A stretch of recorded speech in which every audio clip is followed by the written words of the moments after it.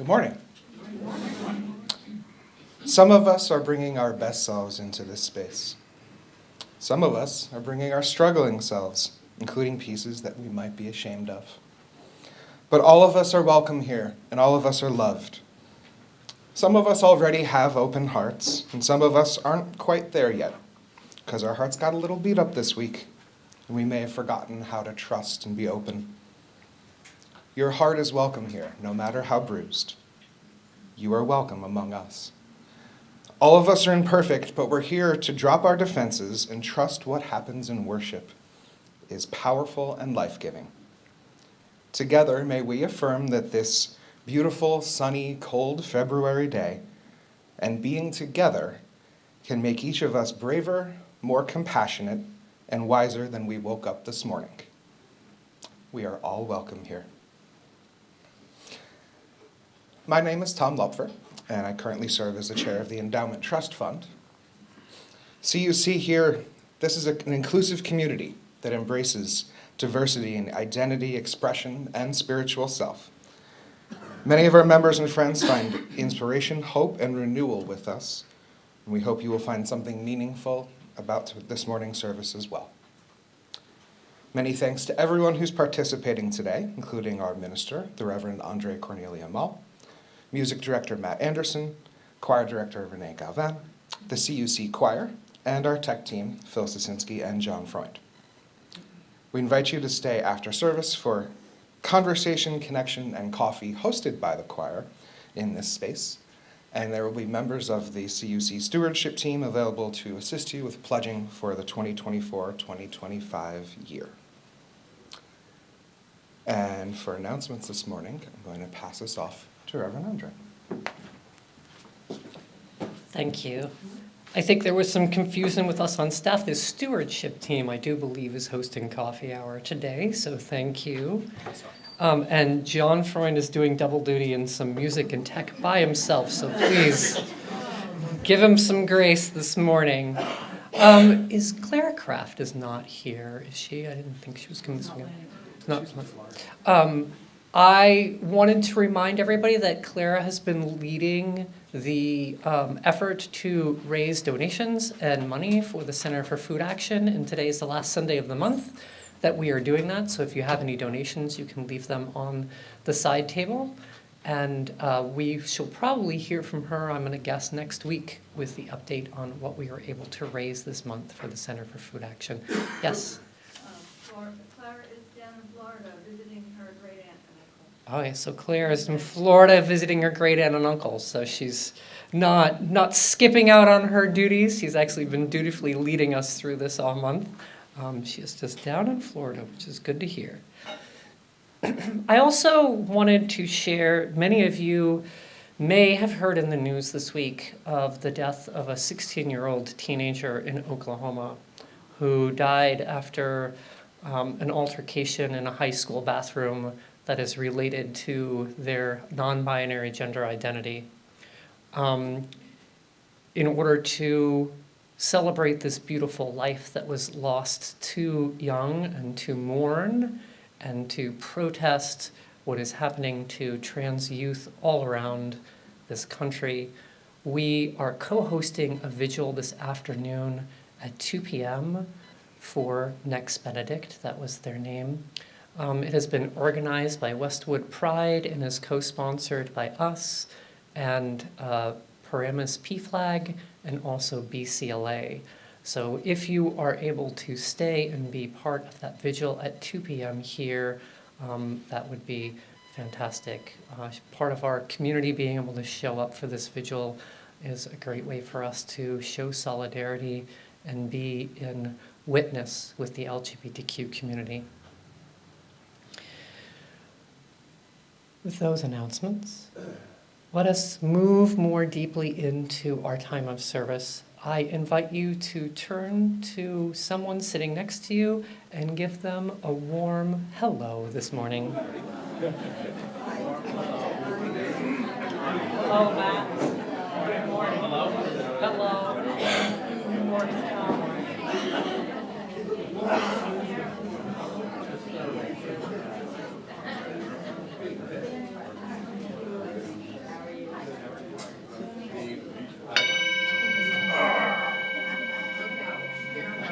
Why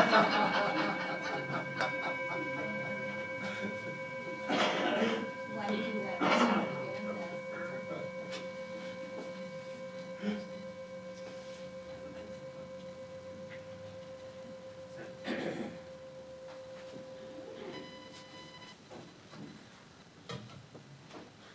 I don't know if it was the sunshine, but you were really into that this morning. There was some bear hugs going on over there. This is good to see.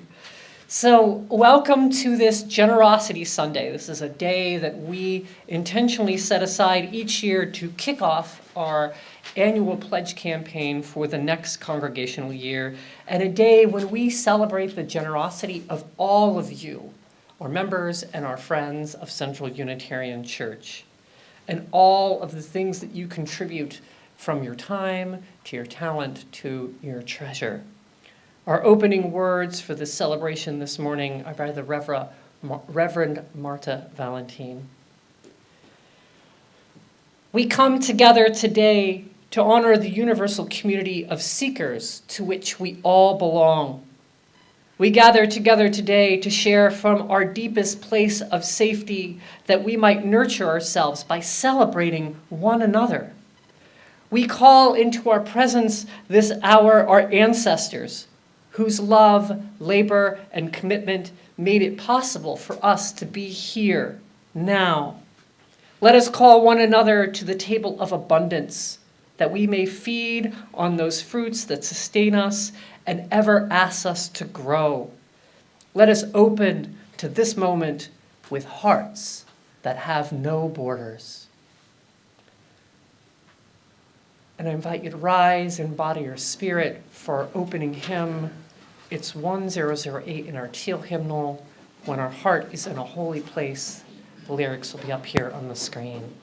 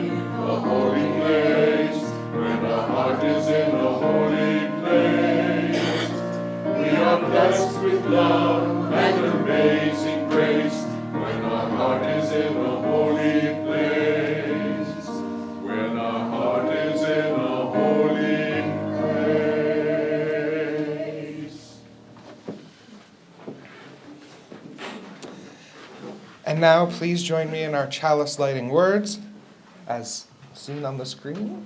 There.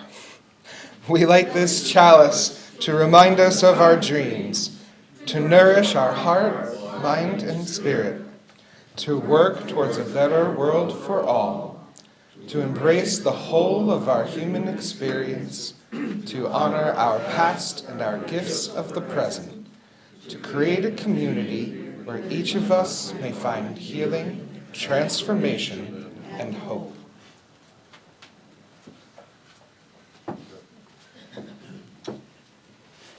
Once upon a time, not long ago and not so far away, there lived a very devout man of the cloth.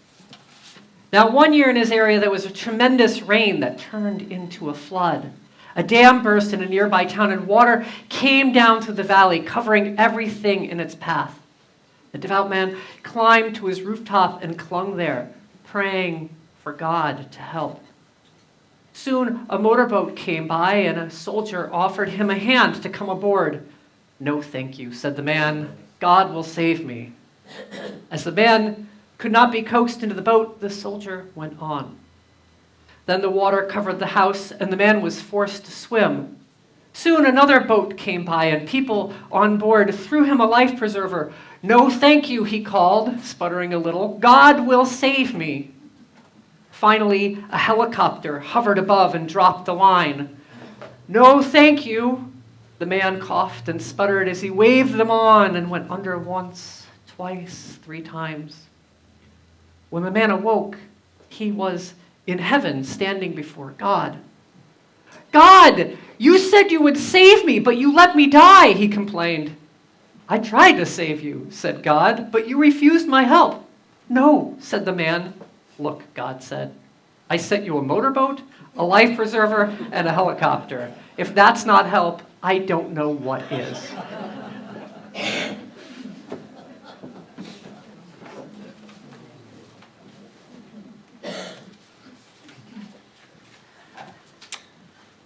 For the gifts we are about to receive, and the gifts which we ourselves are, may we be truly grateful.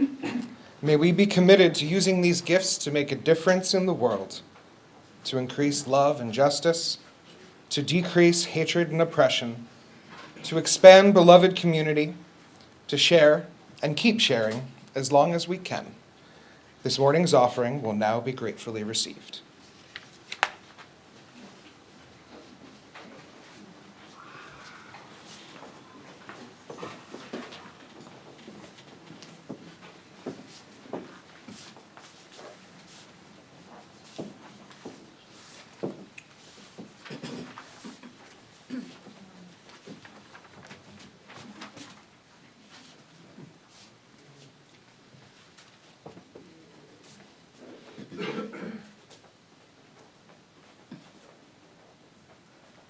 Gotta make sure I have the right hat on.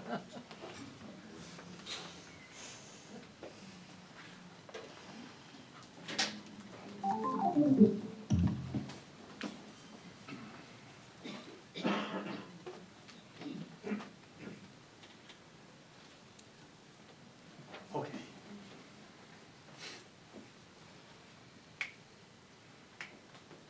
One, two, three, 5.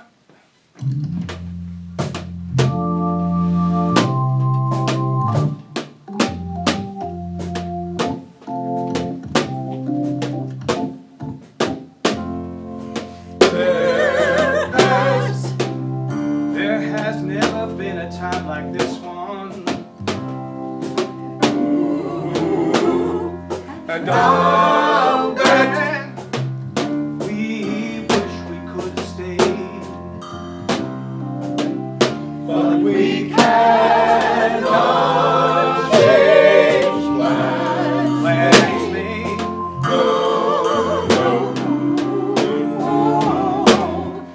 Hey, now, if a year goes by, we'll live it. And then, if another slips away,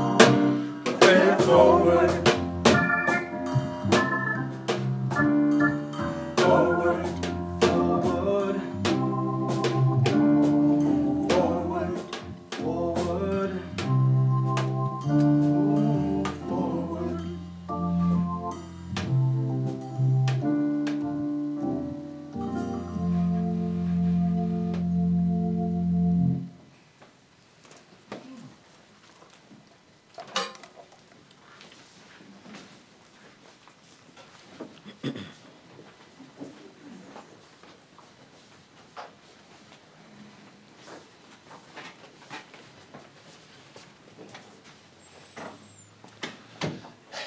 now, please join me in our dedication words.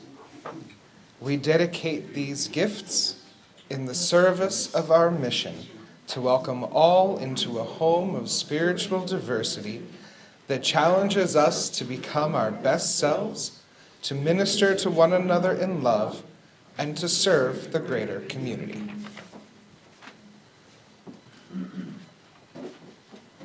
I'd now like to invite up Janice Pavid, our treasurer, to talk to us a little bit about how our stewardship campaign is going to work this year.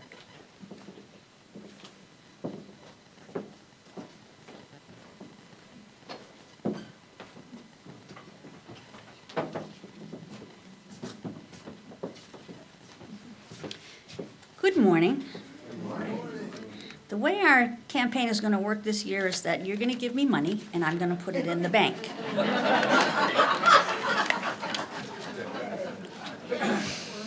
So I've been doing this for a few years now, and just to give you a little bit of background, when I started, I think it was 2018 probably 2018. Our goal was $204,000, and we actually hit it. We are down to $140,000. We have lost more than 20 members in the last year or so, year to 18 months. People have moved away or people have passed on. And, but the good news is that this year we had the money from the sale of our Paramus building, and we've been earning $25,000 a month or so. We've gotten a total of $177,000 in interest. And when I presented the budget last year, I told you that we'd have to pull some money from there to support our operating budget because we did not have any rental income. So we made 177, we've only pulled 120 only, but we haven't even used any of the principal for our operating budget, so that is good news. And it's been a long road, and we thought we would be farther down the road by now, but we are about to close on the new building. So I just recently, I recently had to pull $2.5 million from our investment account to cover the closing costs and the upcoming construction. So we're not going to be earning $25,000 a month anymore. And we're going to have another year probably before we get into our own building. So that's another year without rental income. So we will not survive without your support, and everyone has been so generous, and I can't thank you enough for that. But in the last few years, we have not really talked about asking folks to increase their pledges, or everybody's tired of talking about money and how we need it so much, and now we have it, and yada yada, nada yada yada. So, but some of us, I think, if we could maybe come up with $10 or $5 more a month to kick into the pledge. And I know people have been very generous with the plate, because I see that as well. But the plate collections don't allow us to plan ahead. So the pledges is what gives us the basis for how we're going to move forward with our operating budget. So after service today, Jeff, my lovely assistant sitting over there, Jeff and I will be up here with our laptops. We'll be taking your pledges if you'd like to give us a pledge today. If not, we've sent out the links to Realm and the link to a giving form in our weekly emails, and both are incredibly easy, I think, to use, much more so than in the past. But some folks, I think, probably don't have a login or whatever, and I might be able to help you with that, but I don't know how to do it today, so I'll have to get back to you on that one. But please feel free to either come and give us your pledge, or please log in and put your pledge into Realm directly. We always ask our leadership to pledge up front, so Excuse me. So we are currently at about, what did I say? 22,000? 22 and a half. So it's a great start, and thank you so much for everybody who has already pledged. And, let's keep moving forward in faith. Thank you.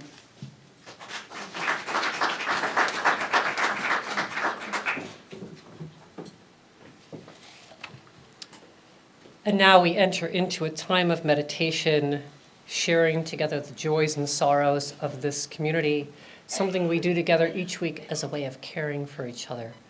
I have a few written joys and sorrows here and a few more that I will share out loud. And then I will read any joys and sorrows from those that are online. So if you're online right now, please take a moment to type your joys or sorrows into the chat. I'll then return back to this room and invite you to share out loud the name of anybody else you are holding in your heart today. So let us take a moment to center ourselves and enter into that space of holy listening. Let's take a breath together. A breath in,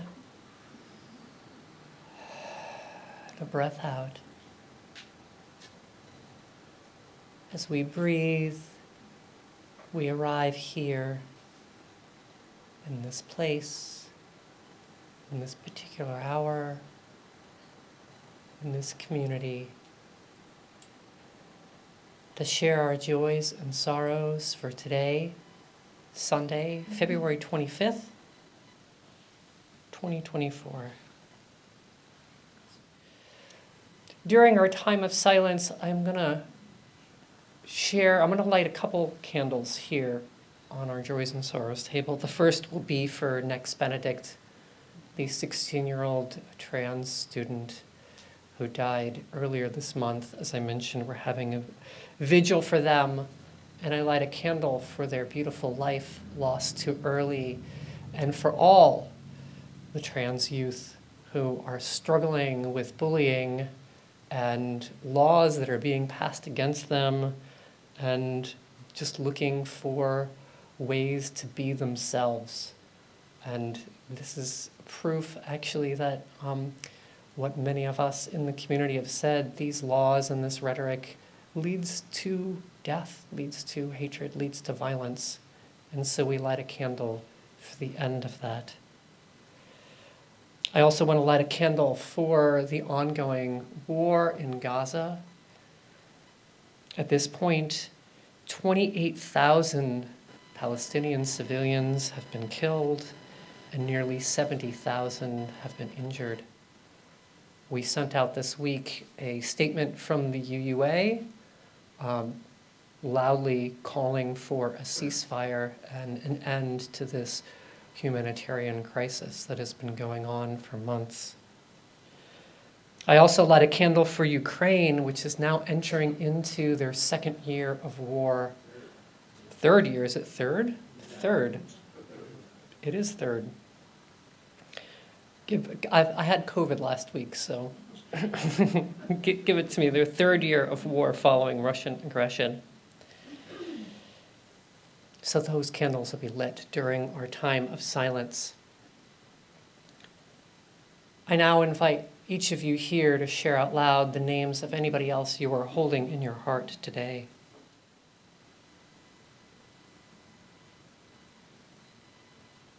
For all these joys and all these sorrows, both spoken and unspoken, let us take some time to hold them together in our hearts.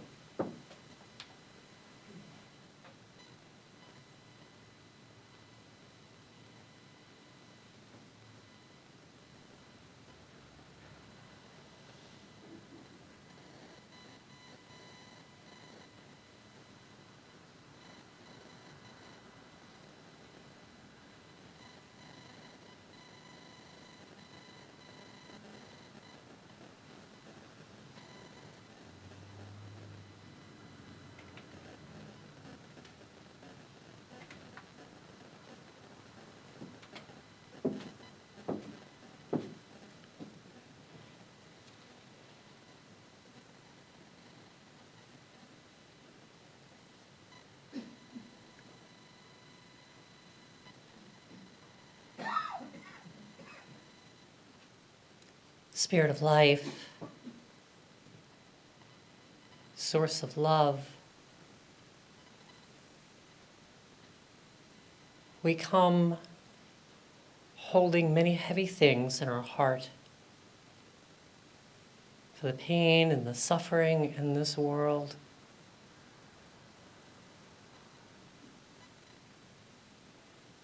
Through you, we are reminded of our deep, sacred connection to each other and to this world in which we all share. Through your connection, may we grow in compassion. May we grow in understanding. May we grow in our humanity. May we grow in our wisdom. May we grow in our faith. May we grow in love. Blessed be, and amen.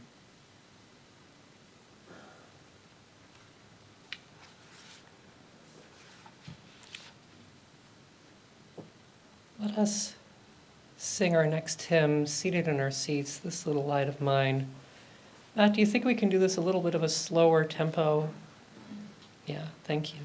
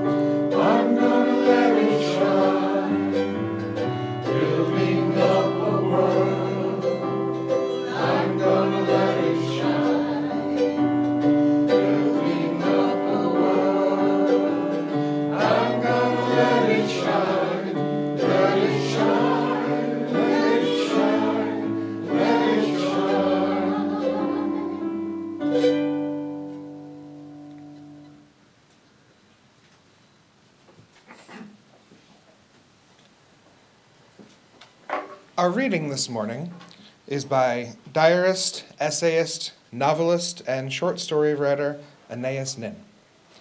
This excerpt comes from the 4th volume of her published diaries.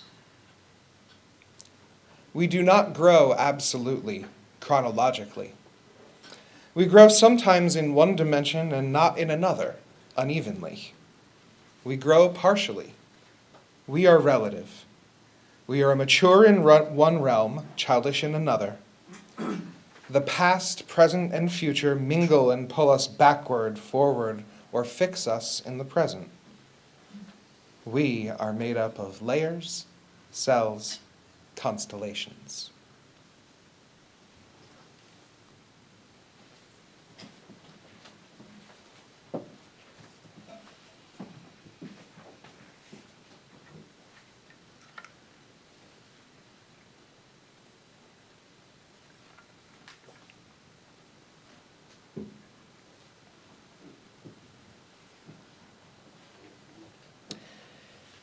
When I was 9 years old, my parents informed my brother and I, we were living in the San Francisco Bay Area in California, they informed us that we were moving and that we were moving to New Jersey. I was actually excited as a child for a move. This seemed like a big adventure to me, unlike my brother, who seemed like the worst news possible. But I remember going to school and being really excited and saying to one of my teachers, we're moving to New Jersey.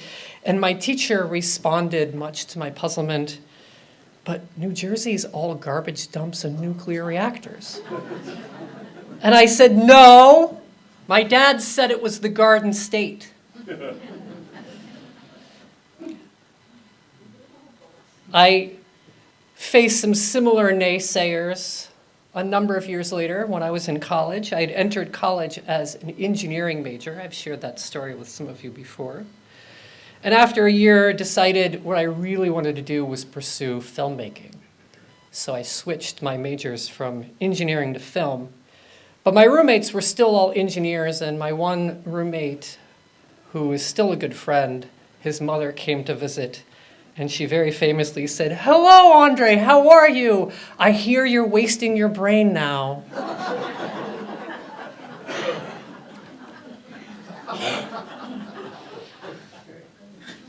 Fast forward a number of years, it's 2009. I'm working for a big global bank. I decide, my family decides we've had enough of living and working in a big city. And I arranged to become a full-time remote worker, which, remind you, this is 2009, so I was ahead of the trend back in 2009, became a full-time remote worker, and we decided to move to a very small town in Vermont. This was a big life change. And probably the number one reaction I got from my coworkers was, you're ruining your career. Then a few years after that, I had continued my corporate career while living in Vermont, and I realized what I really wanted to do with my life when I grew up was become a Unitarian Universalist minister.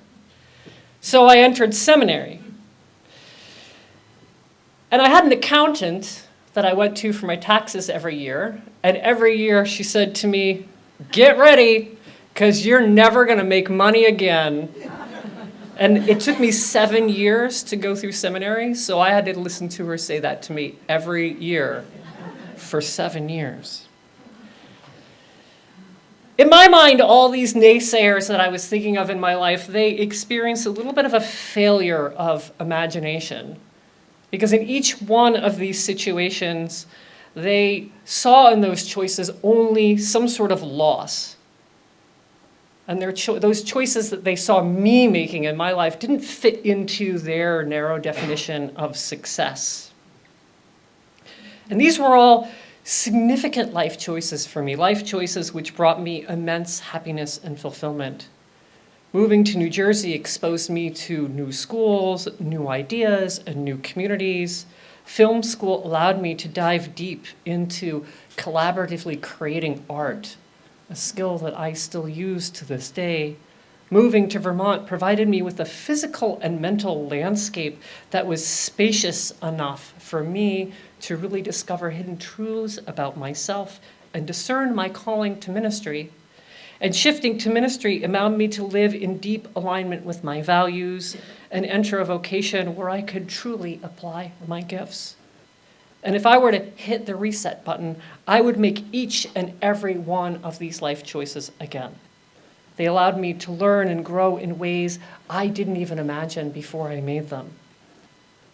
And growth, as we heard in that reading from Anais Nin, takes many, many forms. It's not one-dimensional, although we often mistake it for one-dimensional. We mistake it for something that's constantly going forward. But growth happens in many different and organic ways.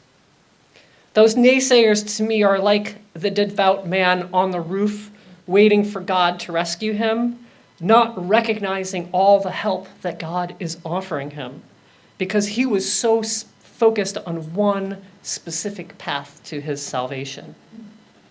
Now that's what we preachers like to call a scarcity mindset. God offers us abundance, but all that we see is scarcity. Likewise, the naysayers held a scarcity mindset by only recognizing very narrow paths toward happiness and fulfillment. Now, sometimes in congregational life, especially in this particular era of congregational life that we find ourselves in the 21st century, when so many of the things that we've normally done have been disrupted, I fear we hold a scarcity mindset, recognizing only a very narrow path towards growth and health and stability.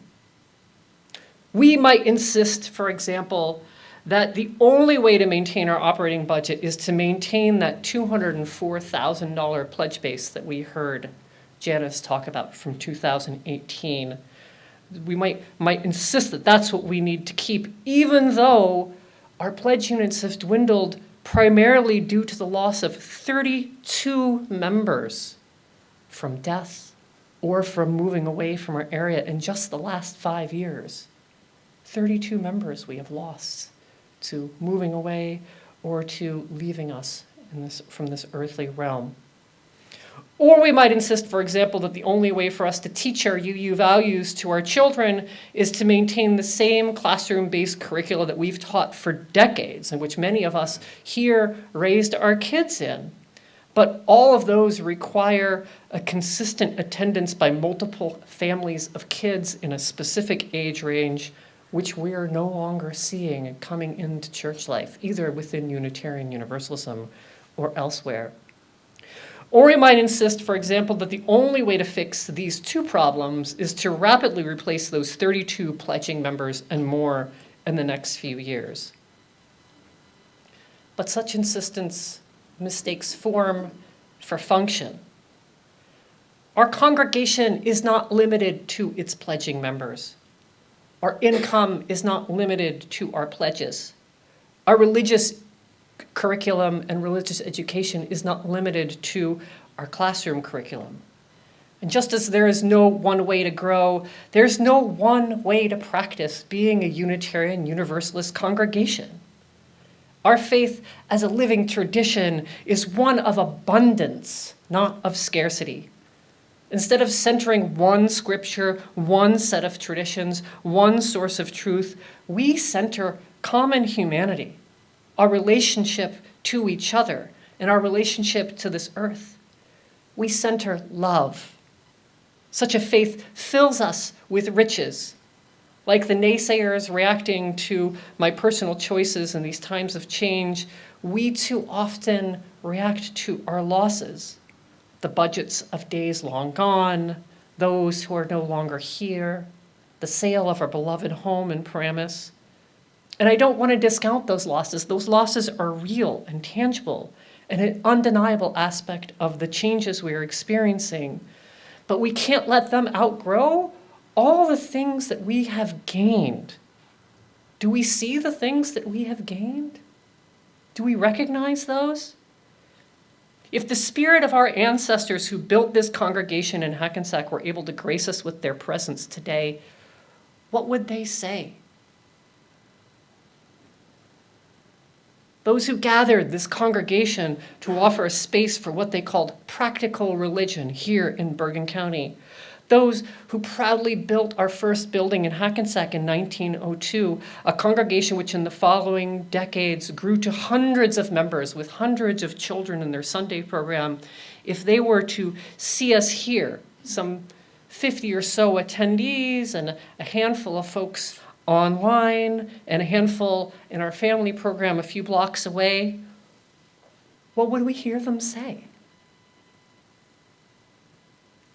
Would they say, what happened? We handed you a growing and thriving congregation. That's not what I hear. I refuse to believe our ancestors are judging us with a scarcity mindset. Instead, this is what I hear. I hear them cheering us on. I hear them acknowledging our challenges. They certainly had challenges as well, but I also hear them saying, look what happened. We handed you a thriving, growing congregation, and you truly understood it as a gift. We didn't give you a building or a membership list or a pile of Sunday school enrollment forms. The world has changed, and you have changed with it. You transformed. and you're still growing and thriving. It's just in ways that we, as your founders, couldn't imagine. So yes, since that time of our founding, yes, we've moved again. And yes, our new building and our new space will be smaller. And yes, the number of adults and children who attend our Sunday school are smaller. But we have two significant endowments for both our capital and our operating fund. We have a reserve fund. Our Women's Alliance also proudly maintains a fund that supports various projects and initiatives. We have different missional work that's growing out of partnerships with organizations such as Bergen County LGBTQ Alliance. But most importantly, we carry forward our living tradition. We center love. We offer care and support for each other. We've journeyed with each other through so many tragedies and personal losses, which just, especially in these last few years, just seem to be coming one after another, with the pandemic and world events and wars and hate and mass shootings and deaths of our members, and having to say goodbye to those who've made really hard choices to move closer to their kids or to another area that's more sustainable. We've supported and journeyed with each other through all this, and we continue to celebrate our blessings together, our birthdays, our anniversaries, our graduations, our kids heading off to school, our kids getting a new job. We're engaging in conversations around mental health for our staff and for our lay leaders and our youth, as we're seeing mental health become more and more of an issue for our members of our community, especially families with school-age kids. We're working through conflict with equal care. Do you think it's easy for a congregation like ours to make the really hard decisions we've had to make over the last couple of years without splitting in half? Those are really hard decisions. And some people haven't agreed with them, but we've stuck together and we've worked through that conflict. And that is nothing to sneeze at. We center love by helping each other grow. We continue to grow our understanding of ourselves, of each other, and the world at large. We learn about and engage with our interfaith neighbors. Some of that stuff went on pause with the pandemic, but just this last week, we had a number of you go to a beautiful interfaith breakfast for Bergen County, right? More and more of that is happening, and that's an important part of who we are and who we've been as a congregation. We teach our youth the skills they need to lead happy and productive lives by sharing our UU values with them and teaching them things that other congregations and schools do not want to teach, like sex and sexuality and healthy relationships. And when that work no longer makes sense because of our classroom curricula and the numbers just don't fit the way that we used to do it, we're figuring out new ways. So we're working with Bergen County LGBTQ Alliance to bring that type of teaching to our community. So not only our kids can continue to have that, but we can bring it to others as well who may or may not ever become members of this congregation. And we center love by serving others. This month, as we heard from our announcement this morning, Clara Kraft has been helping collect food and funds for those experiencing food insecurity. And this effort was led by one of our youth. Through our annual outreach auction, we've raised over $770,000 in 23 years for local nonprofits. Through a deepening partnership with BCLA, we're helping in much needed care, spiritual guidance, and space for queer youth and adults. There's a reason why the vigil is happening in this space this afternoon, as opposed to another space, or worse, not being able to find a space for a vigil. In a world that feels increasingly chaotic and divided, when people are more connected than they've ever been before, but feel increasingly isolated and lonely, we center love. And in our modern world, I can't think of anything more practical and needed than centering love. So we can't let our ancestors be our naysayers. Yes, we have some hard things to figure out around numbers, around budgets, but we have new opportunities to fund ourselves. We have dedicated members who have been pledging for years and continue to pledge. We have new folks who are beginning to become members of this congregation. We'll have a new member ceremony in a couple of weeks. We can't let our ancestors be our naysayers. Like the devout man on the roof of his house with the waters rising and demanding that there is only one salvation, a salvation that will never come for him.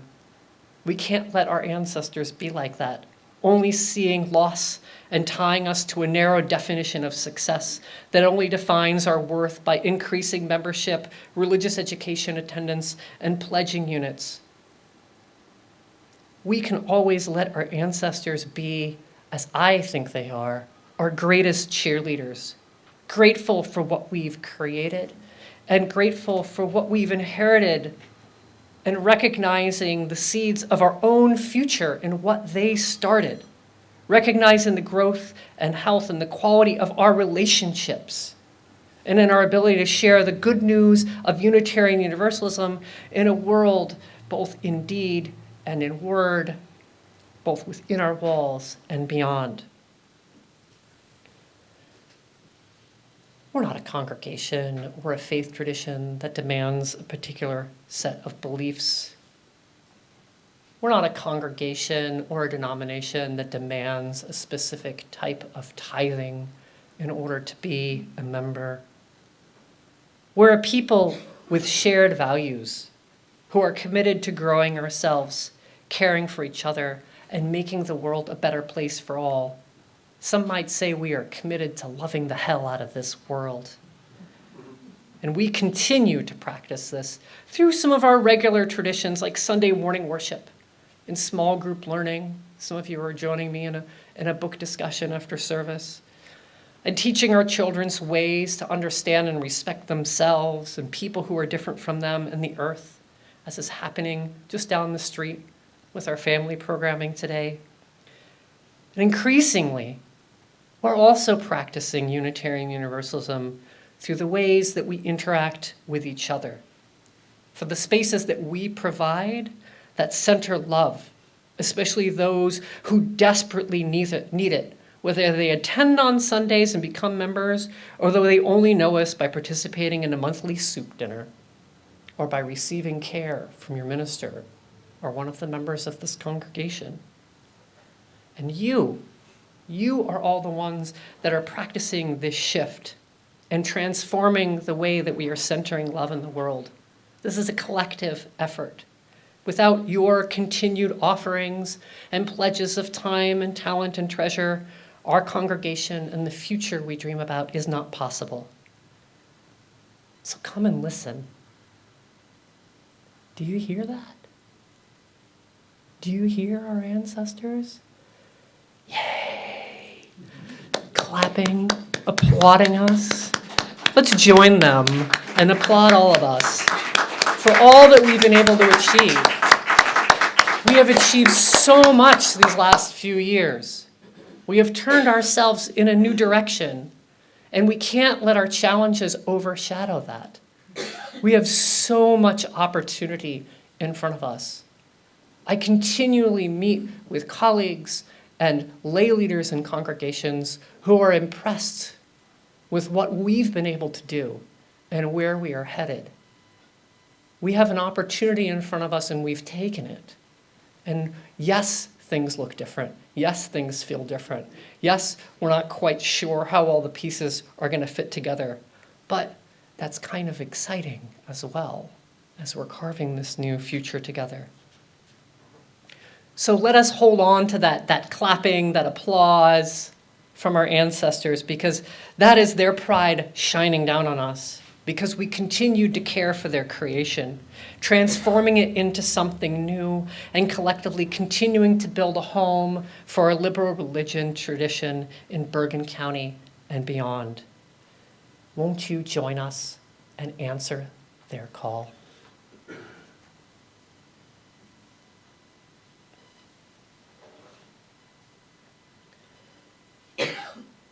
And I invite you to rise, embody your spirit for a song that I think celebrates what I'm talking about, celebrates our call to faith, our call to this congregation. So let us sing this closing hymn, Fire of Commitment,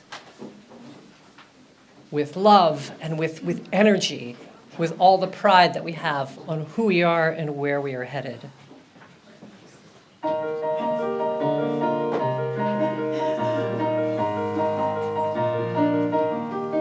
From the light of days remembered, burns a beacon bright and clear, guiding hands and hearts and spirits into faith set free from fear. When the fire of commitment sets our mind and souls ablaze, then our hunger and our passion call us on our way. When we live with deep assurance of the flame that burns within, then our promise finds fulfillment and our future can begin.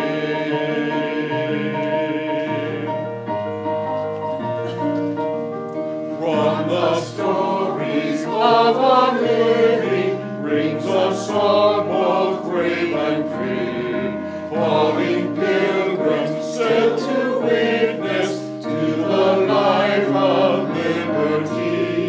When the fire of commitment sets our mind and soul ablaze, when our hunger and our passion need to call us on our way, when we live assurance of the flame that burns within, then our promise finds fulfillment and our future can begin.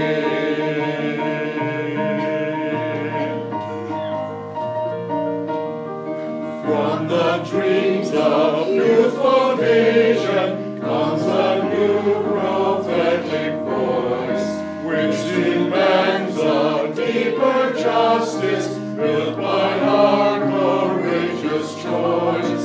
When the fire of commitment sets our mind and souls ablaze, when our hunger and our passion need to call us on our way, when we live with deep assurance of the flame that burns within, then our promise finds fulfillment and our future can begin.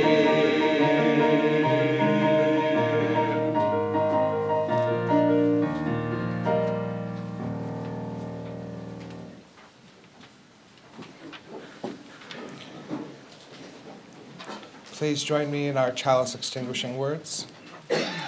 We extinguish this chalice flame, but not our promise to each other, to act with grace, to hold each other in love, to serve this community and our world.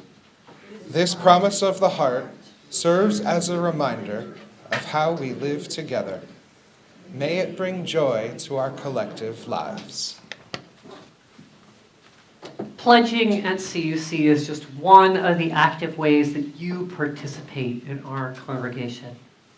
Participation means you're engaging in a project here of centering love. So may we center love in all-embracing, liberating, and transformative love. Love with a capital L. Love that is wide enough to include each and every one of us and each and every other living being. So may we live, so may we be known.